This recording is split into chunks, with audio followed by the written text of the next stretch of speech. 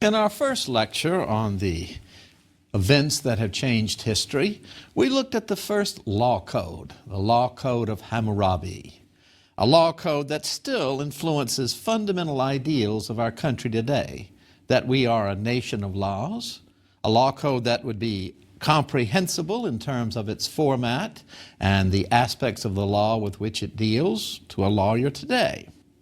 And the purpose of the law code of Hammurabi was to ensure equal justice for all the citizens of his great Middle Eastern empire.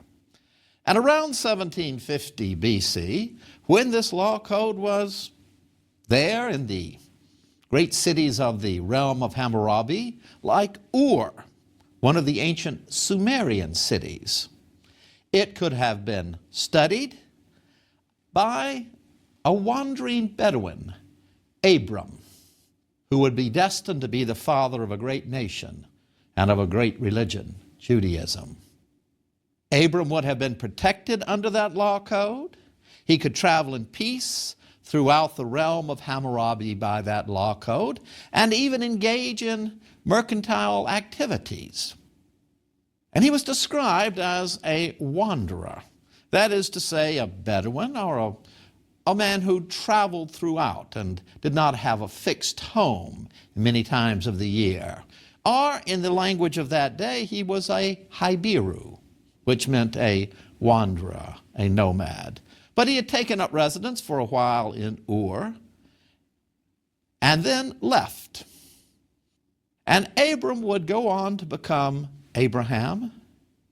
He would be promised by God that he would establish a nation as numerous as the stars themselves. But perhaps not even he understood that he would be the father of three great religions that still influence the lives of billions of people today: Judaism, Christianity, and Islam. Late in life, Abraham was given a child by the Lord. A son was born to him and his wife. And that son, Isaac, God told him, you must offer up in sacrifice. And he did so. But at the last moment, God intervened and gave him a ram to sacrifice. But still today, throughout the Islamic world, Ibrahim is celebrated and held in the highest regard as representing the fundamental feature of Islam: total submission to the will of God. And there is nothing implausible at all in the biblical story of Abraham, his wandering out of the land of Ur, or in the fact that his descendants would then go and settle in Egypt. That Joseph, his descendant, would be brought to Egypt as a slave. For our historical records make it very clear that there was a large business activity in slaves coming from the land of Iraq and being sold in the markets of Egypt. Nor is it implausible that Joseph, using his wits, would rise up and become the Grand Vizier of the Pharaoh, perhaps second in command under Pharaoh, because all through the history of the Middle East, there is a record of slaves rising up and having positions of great authority. Nor is there anything at all suspicious about there being famines, and Joseph being able to bring into the land of Egypt, into a land of plenty, his relatives, these wandering Hibiru. And so too, the very central event of the Old Testament, the very central event of Judaism, the Exodus out of Egypt and the revelation of Moses. And that spiritual event, that conviction by one man that he had been chosen for this great task by God, that changed the spiritual history of the world. For we must always remember that ideas are even more powerful than guns, than the mightiest armies. It is the idea that ultimately changes history. And that one individual who has the courage, the power, the belief to overcome all obstacles to realize that ideal. And so it was that we are told there rose up in the land of Egypt a Pharaoh who no longer knew the people of Joseph, who no longer treated them with the regard and respect with which they had been brought into the land of Egypt, and in fact had reduced the Hebrews to slavery. And indeed became so concerned about the number of foreigners in Egypt that he issued the savage order that all the male children would be put to death. Well, that may not be actually true, but there were considerable indications in Egyptian records at various times of xenophobia and wanting to expel foreigners.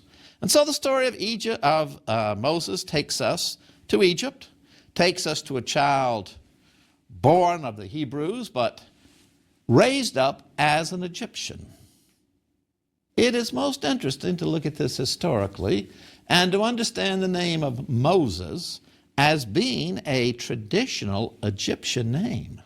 We find it as a part of a number of names like Thutmoses, Ramoses, names of some of the greatest pharaohs. So Moses is an Egyptian name. And we are told that he was raised to be a prince of the royal family. But one day he saw an Egyptian beating savagely a slave, slew that Egyptian, and then had to flee the land. And he too became a wanderer out in the distant parts of the desert lands of the Middle East. And as an old man, married, just following his flocks, doing his ordinary task, one day he heard a voice boom out from the sky and saw at his feet a burning bush. "Take off your shoes, for you stand upon holy ground," the voice told him. "Who are you?" Moses said. "I am who I am. I am who I am." No visual portrait of a god, very different from the gods of the Middle East or of Egypt. Those gods were portrayed in human form, and in fact the law code of Hammurabi shows him receiving the law code from the great god Marduk, portrayed as a mighty king. But this God of the Hebrews, who announced himself to Moses, revealed himself to Moses, is simply I am who I am, would be called Yahweh. "What do you want with me?" asked this old man. "You are to become my prophet. You are to speak forth, and you are to go down into the land of Egypt and bring forth my children." Well, somebody that old, the last thing they want to do is to become a prophet, because you know nobody ever listens to you once you're past a certain age. You're no longer a young dynamo with fire in your belly. So no, he doesn't want to be a prophet. And two, he most certainly doesn't want to travel. And third, why should he worry about bringing Hebrews out of Egypt? So he is, like many prophets, reluctant. And God tells him, you're going to do this. The same God that demanded Isaac be sacrificed by his father Abraham. You're going to do this, Moses. And Moses thinks of every possible excuse. Not only am I old, but I'm a very poor speaker. And this voice becomes agitated and says, look, I'll give you your brother. He's a good speaker, but you're going to go down into Egypt. And so he does. Goes down into the land of the Pharaohs. And there in the portrait of Exodus, we move perhaps into an ideal world in which Moses is allowed to come before Pharaoh, this God on earth, and demand that this whole segment of his slave population be freed. However, there is a historical context to this. And the Pharaoh of the Exodus can be, and I think should be, identified with one of the most powerful of all the Egyptian pharaohs, Ramses. And a date around 1250 BC is not at all implausible for these events. And Ramses, ruling over Egypt for a very long time, Ramses, who led the Egyptian army to a victory at Kadesh in the year 1274 BC against the Hittites, the first battle in history that is known to us in any detail, who signed a peace treaty with the Hittites, one of the first treaties in history between two great nations, the Hittite Empire and the Egyptian Empire, to be known to us in any detail. Ramses is a real historical figure, and we know that the longer his empire went on, particularly as a result of his mighty struggle against the Hittites, the economic consequences of that warfare, that attempt to expand the Egyptian empire, had caused economic problems in Egypt and discontent. And so, in Exodus, Moses goes to Ramses and demands that my people be let go. They've been employed, the Hebrews have, in building cities. And we know that Ramses was a great builder of cities, as he was a great builder of monuments to himself. Many of the mightiest temples you see in Egypt today were originally built by Ramses. Still today at Abu Simbel, high up on the Nile, there are the titanic statues of Ramses that he had erected to himself. And why should he? Pharaoh of such might let these people go out of Egypt, these Hebrews. And who is Moses to make this command to him anyway? God then says, I will send plagues upon you. And Moses explains this, and plague after plague strikes the Egyptians. And still Pharaoh again and again hardens his heart. Until at last, the most devastating of all the plagues comes. We've already seen in the law code of Hammurabi how dear a son is to his father. And so too in Egypt. I will take away your firstborn son of all the Egyptians, says this God Yahweh.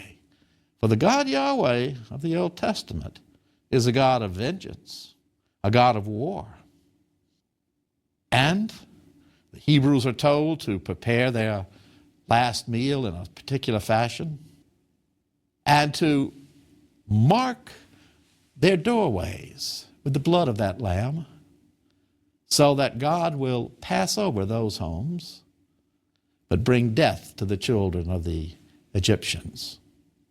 The Passover, still today, 3,200 years later, celebrated by Jewish families all over the world, reflecting a real historical event. For I'm quite convinced that the Old Testament rest upon the strongest possible kernel of history. And after this terrible event, this death, that set of deaths that brings sorrow all through the land of Egypt, finally Pharaoh agrees.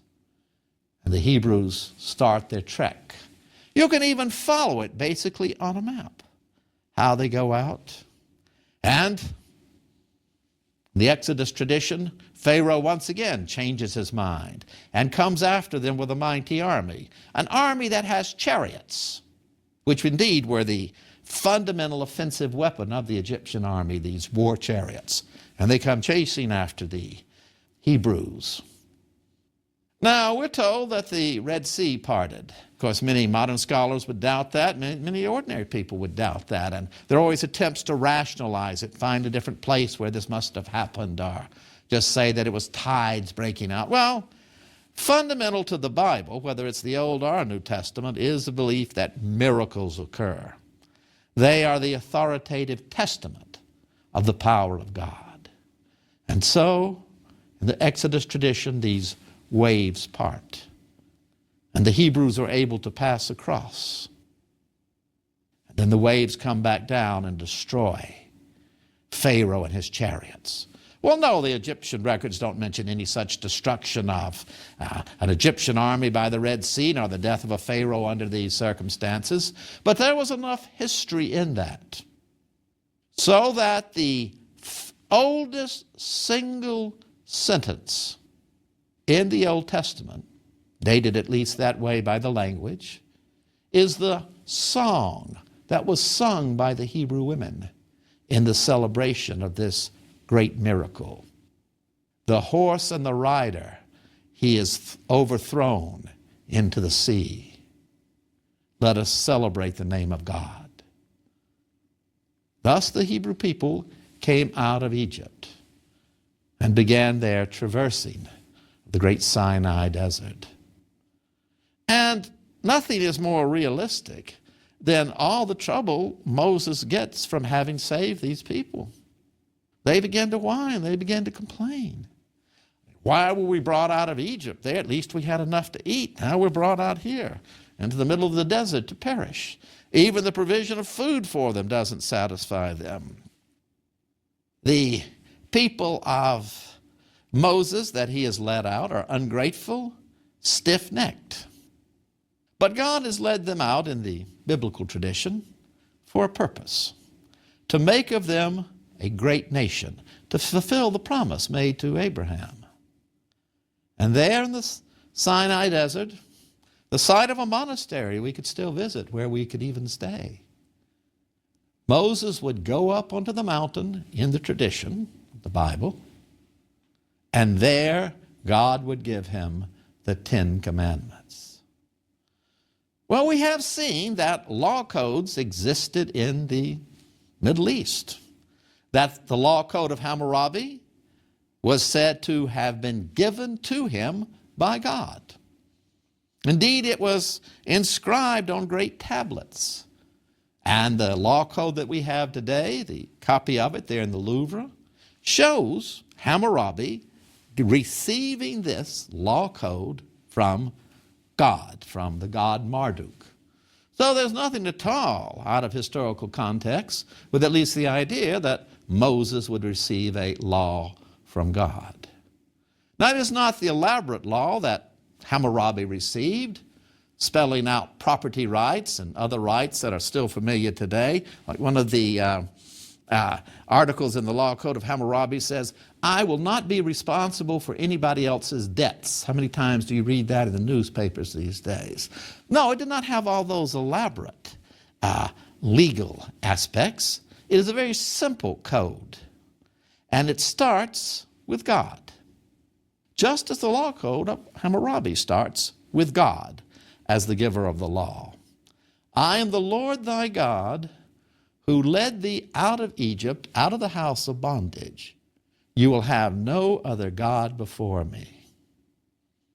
The second, you will make no graven images of me. You will not take my name in vain. The third commandment. And then you will keep the Sabbath holy. 6 days of the week you will toil, but on the seventh you will rest. That too, the idea of dividing a week into 7 days, is a Babylonian invention.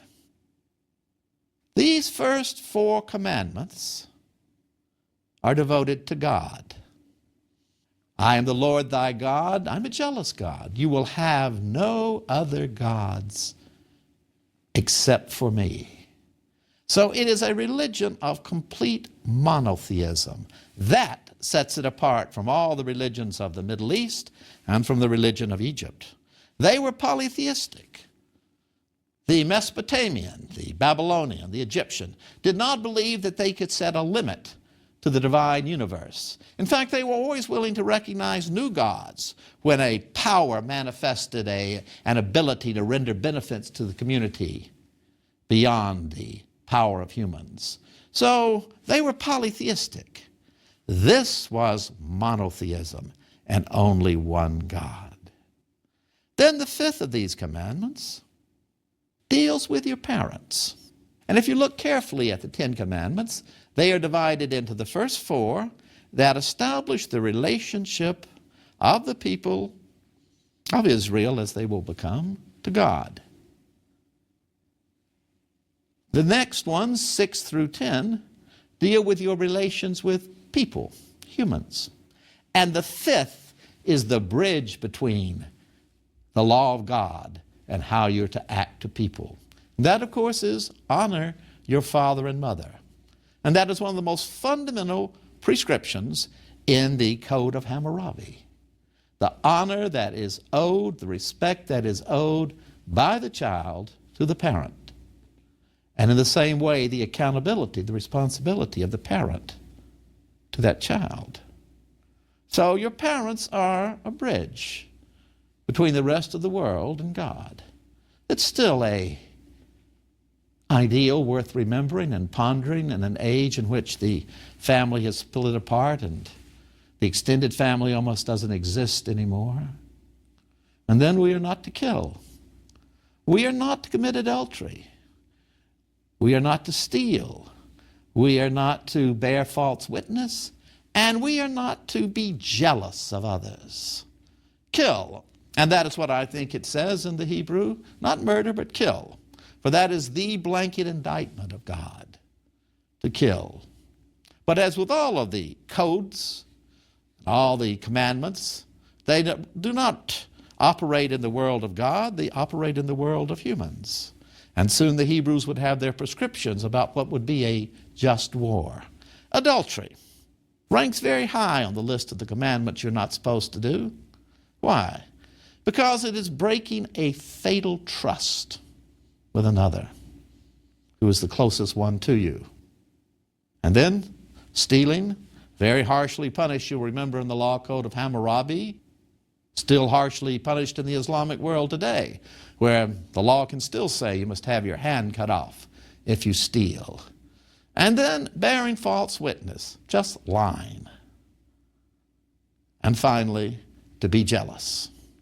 And the Hebrew, like the Greek, saw in jealousy this powerful force, one of the most destructive elements in human society. So such was the revelation to Moses. But it did not remain, of course, just a revelation to a wandering tribe, Hibiru, out in the middle of the Sinai. It became a fundamental event that would change history and which still prescribes a code of action and a code of belief for billions of people throughout the world. For Moses and the people he led out were not going to stay there in the desert. God had also promised to them to fulfill the promise made to Abraham, that the Israelites would occupy the holiest of lands, the land of Canaan.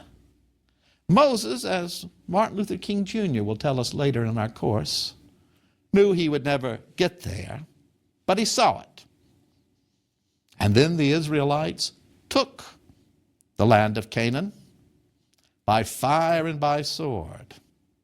And if the archaeological record does not allow us to follow the path of the Exodus, it certainly demonstrates with awe-inspiring force the destruction and violence and burning and death that accompanied the capture of the Holy Land. For it was taken by the sword. And this God was a God of justice, but also a God of vengeance, demanding that the Israelites cut off the foreskins of their enemies and pile them up in honor to him. Or that a town would be totally destroyed and every two- and four-legged creature in it slain. And so the Holy Land was indeed captured. Now the name Moses is, as I told you, an Egyptian name. And circumcision, which became the fundamental initiation rite for a male of the Jewish people, is almost unique to Egypt. The Egyptians also did not, interestingly enough, eat pork, but circumcision.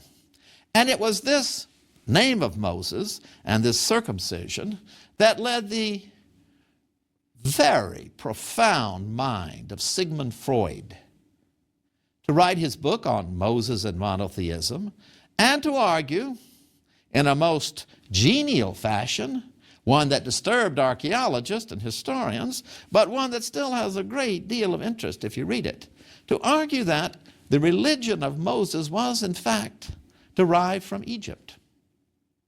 For 1 century before Moses, in the middle of the 14th century BC, one Egyptian pharaoh, using all the might of that office, sought to change the whole current of Egyptian religion.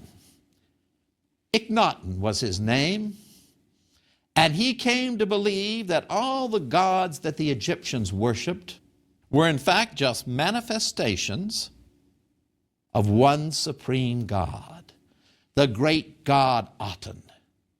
And with his own hand, he would inscribe glorious hymns to this God Aten.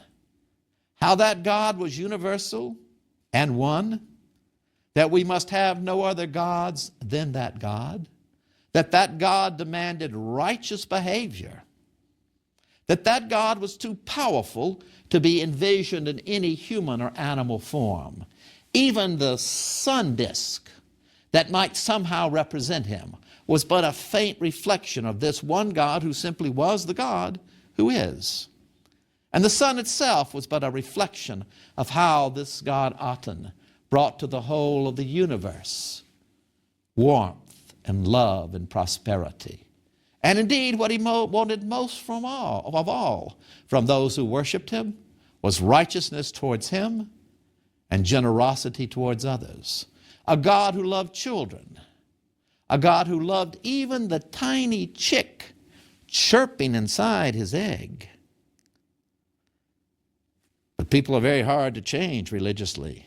And the vested interest of the Egyptian priests were absolutely against this rebel Pharaoh Akhenaten.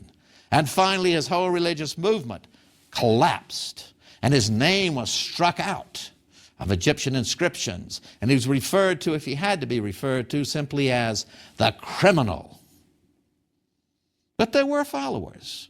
And Sigmund Freud believed that this idea of monotheism, this idea of a God of justice and righteousness, of universality, that God who is, that idea continued to percolate throughout Egypt, and that Moses was not a Hebrew. Moses was an Egyptian. And Moses took this group of people, led them out in order to preserve this idea of monotheism, introduced the rite of circumcision among them because that was the Egyptian way. And thus, the monotheism of Moses went back to the rebel religion of Akhenaten. Well, we can dismiss this if we want to, but it is a fascinating example of the power of this one revelation to shape human history. Christianity would, of course, come from Judaism.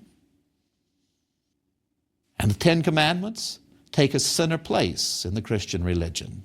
Adapted somewhat, we must say. After all, the second commandment is violated every day in churches about not making a graven image. Adapted, but nonetheless, the Ten Commandments and the revelation of Moses are fundamental to the ideals of Christianity. And no name is mentioned more often in the Quran than that of Moses and Abraham. And Muhammad saw himself as fulfilling, ultimately, the role of prophet once played by Moses. And of course, the Ten Commandments to the founders of our country represented in their purest form the idea of natural law, of that law that is binding in all places and all times because it comes from God. And indeed, throughout the world, no matter what your religion or lack of religion, people would agree on one, respecting their parents, two, not to kill, not to steal, not to lie. So fundamental natural truths. But perhaps most extraordinary of all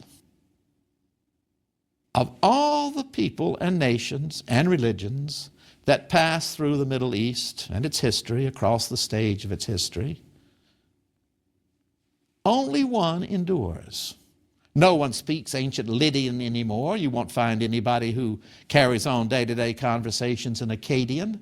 I don't think you'd find anybody much that worships Isis or Anubis or Marduk. But every day, the Word of God in the book of Exodus speaks. The language of the Hebrews is the language of the nation of Israel today. And throughout the world, the Jewish people continue their ancient tradition of worshiping the great God Yahweh. Why?